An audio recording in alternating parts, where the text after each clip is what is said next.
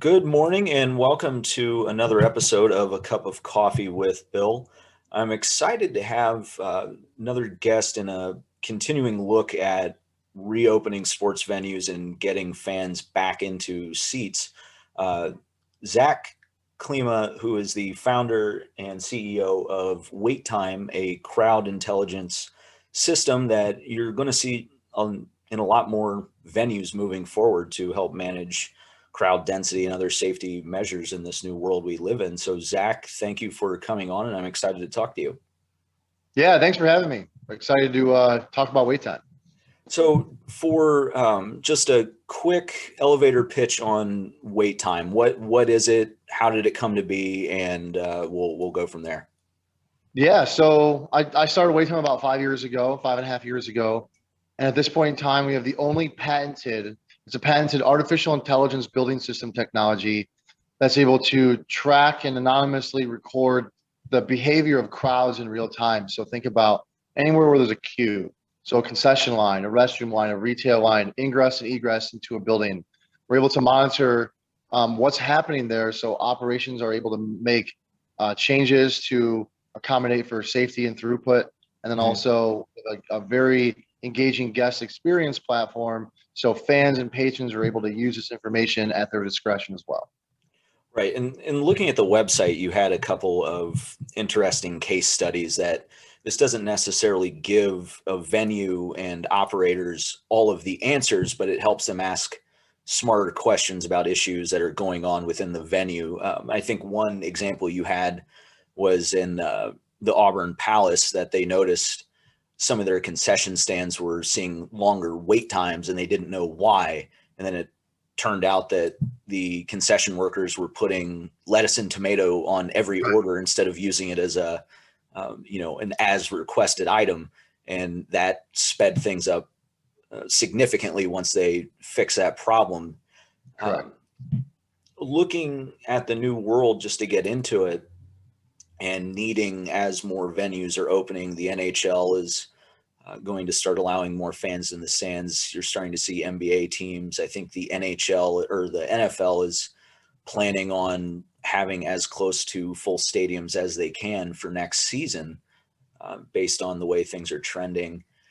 How has wait time pivoted to looking at crowd spacing using your software, knowing what you know about the software managing crowds now? Yeah, so it's the same core product that we have. Obviously, we added more algorithms, but it was about the storytelling because we were kind of marketing us as like the most engaging fan or guest experience platform.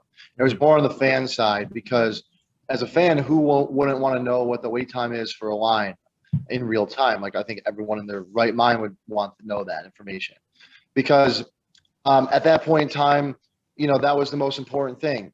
Where now, as time went on and the pandemic unfolded, we flipped the model on its head. So we said, okay, this is more of a health and safety product for operations to use this information proactively to increase the operational awareness and different systems and processes that ultimately affect the fan experience, as opposed to, hey, this is a direct fan experience play. It's more of an operational play now. So we changed the way that we have told the story, and obviously we made some technological changes to accommodate for that. But it's more about how operations are using our technology and our system proactively to respond to needs in real time, as opposed to being more reactive. So they can be proactive now. So, thinking about being proactive, and I don't recall, I think it was in a sports business journal um, podcast that I listened to over the weekend. One of the big concerns that teams have, obviously, they've lost a lot of revenue between tickets and make goods with sponsorships, but they have a looming bill over their heads with how to make their venues increasingly safe and healthier spaces for their fans and their employees and their athletes when they come back. How are you approaching venues and teams when they come to you about listen, we need to put something in place, but we're also bleeding money right now trying to just keep the lights on. What from a marketing perspective, because in my mind this is a tremendous marketing vehicle, that hey, we've got this great thing in place that's ultimately going to keep you safe, and you don't have to worry when you come to our venue anymore. You can just sit down and do what you did 2 years ago and enjoy the game. How are you approaching that when you're talking to people?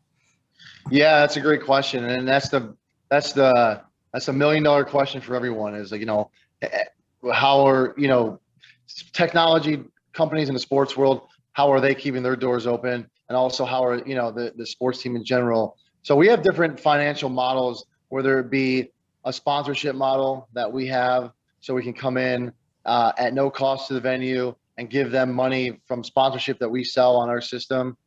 So it's only upside for the venue. We give them the keys to the car, so if they want to do that themselves, they're able to do that.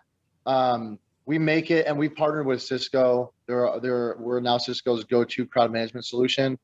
So we work with Cisco, Intel, AT&T, some of the big boys now. So we have different creative funding mechanisms to accommodate for the market that we're in, and the worries of bleeding money that these sports venues and owners have right now. We really do have, it's deal by deal, but we do have actual answers for those questions depending on the deal. So we have, we're creative. We're a bunch of entrepreneurs, so we're creative, and we can make the deal happen. Okay. What do you mind if I ask, where are some of the venues or teams that are utilizing WaitTime right now? Yeah. So the biggest one in the U.S. that we have is the Miami Heat. Mm-hmm. They are the most progressive, in my opinion. Matthew Jafarian, who's the EVP, who's one of my closest friends now, he brought us in about 4 years ago because he saw this is Zack. This is a game changer. He's an entrepreneur himself. He wasn't one of those CTOs that's been there for 20 years, and if it ain't broke, don't fix it. He's a very progressive, so he put it in, and he really trailblazed the way for WaitTime to kind of put its name on the map in terms of the NBA. So the Miami Heat, the Buffalo Sabres in the NHL, T-Mobile Arena in Las Vegas, to Melbourne Cricket Ground in Australia, Sydney Cricket Ground in Australia. We have some pretty big ones. The USTA. We've done stuff at Wimbledon in the UK, Arizona State University, just to kind of name a few. Okay.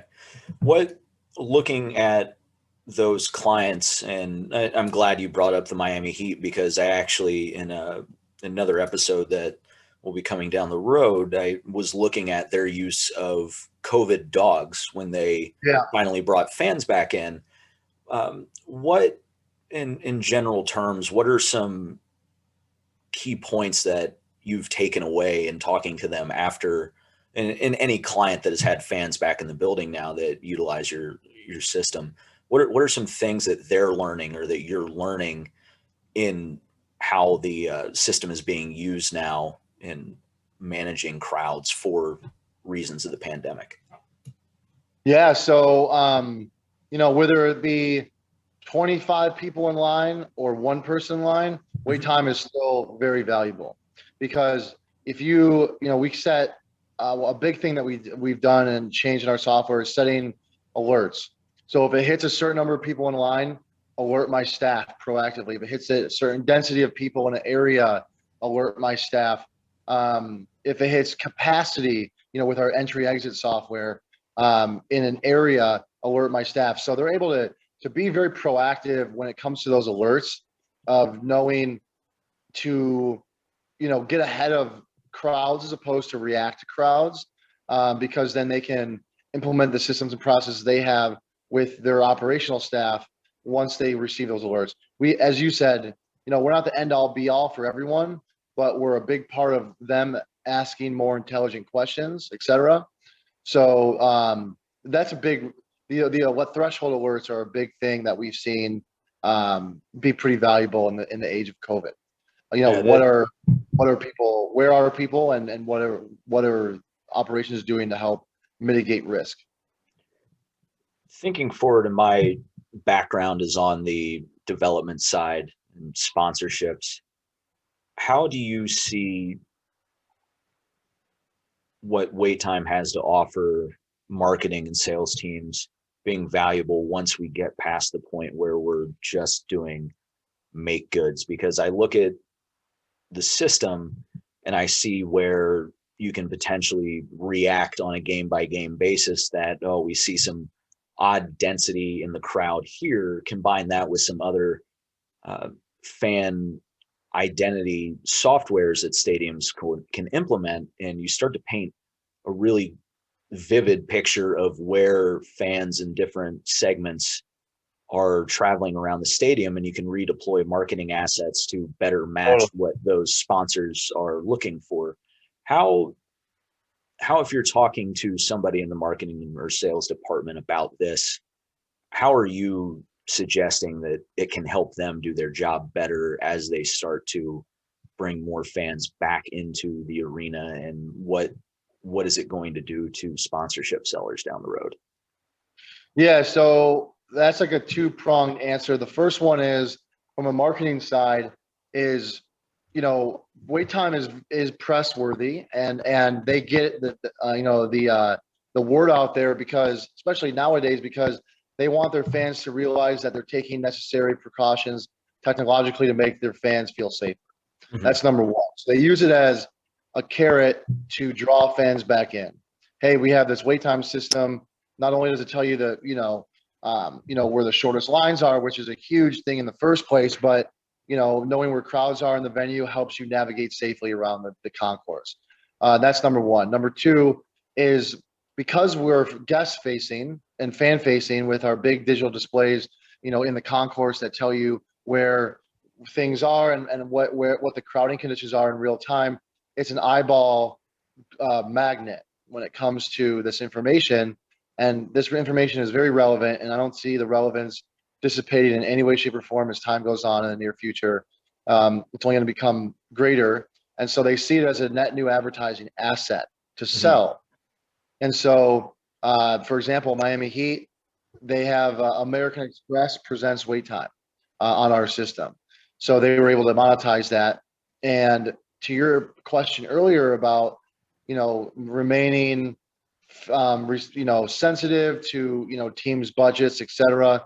We have a model now through sponsorship where we actually can come in and do it all ourselves. So we can pay the venue up front, we can pay the CapEx for all the hardware, and then we can monetize the asset on our own because we're aligned with a lot of sponsors on our side. So it actually becomes a net new advertising category. Mm-hmm. And that we've proven out that, in terms of marketing on the front end of like, hey, fans come back in, we're safer because of this, partly because of this, not all because of this, but partly because of this. And then if there's money behind it, it's even better. Interesting. So not to get too far into the weeds of that, but I'm assuming, are you beholden to category rules and some of the other restrictions that a sales team might be in place when competing against a league sponsorship or other team categories that they're selling into? Yeah, we have to be, we work collaboratively with them to say, okay, which categories are off limits, et cetera. But right now in this world, everyone's looking for money. And if we can bring money to the table, that's a good thing. They'll figure out the exclusivities and the other things that may be sensitive pre-COVID, more sensitive pre-COVID in terms of sponsorship. But, if we're bringing money to a team, they would be silly not to take a look at it, because everyone needs money right now. And then we have a nice model that we can bring forth to these different teams. Okay, interesting. And last formal question, how do you see wait time continue to evolve? Obviously, COVID was a big pivot point, but how do you continue to evolve as we still, as things are going to obviously change further once we're 100% capacity again in any venue across the country? Yeah, it's all about, constantly asking your clients and prospective partners what problems they're trying to solve, because the real value is created when you're actually solving a problem, not saying that this is a problem and then creating a solution around a perceived problem that you come up with on your end. You have to actually hear and listen to your clients on what their problems are, which is what we've done for 5 years now. And that's why our product is positioned very well and really healthily in the market, is because we've listened to actual problems within the sports industry, but also live entertainment, convention centers, et cetera. So we're responding to real problems that are duplicitous across many other, venues and convention centers, et cetera. So, we've added a set of new algorithms during COVID that were a response to problems in the world. And so it's really all about listening, actually listening, and not being too prideful with your product's roadmap. Okay. So we'll end it on 3 questions I like to ask all of my guests so we get to know what you're looking at and how you're looking at things moving forward. So first question, Zack, what are you reading right now? Ooh, that's a good question. So I'm a big news. I'm all here. I'm pretty big in the news when it comes to that. But when it comes to actual books, this is a good one. One of Bill Gates' favorite books is called Why We Sleep, and it's all about, which is really interesting. And so it's all about the power of the mind and how, because, as an entrepreneur, you're like, oh, I'm going to pull an all-nighter. I'm going to do this. I'm going to do that, which is fine because you're grinding and your fuel is passion. But it's really about the power and the importance of sleep and how it helps to combat dementia. And it's all about the power of the mind. And anyway, it's a great book. So that's something that I am reading right now. Interesting. I'll have to add that to my list. Definitely. The next question, who are you following? And it can be a thought leader, an influencer. It doesn't have to be in the sports industry or the entertainment industry, just anybody that you're following. That's a good one. That's a really good question. Wow.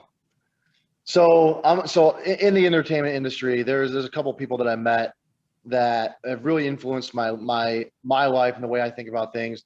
And he's a Detroit guy. His name is William Wesley. He's known as Worldwide Wes. Mm-hmm.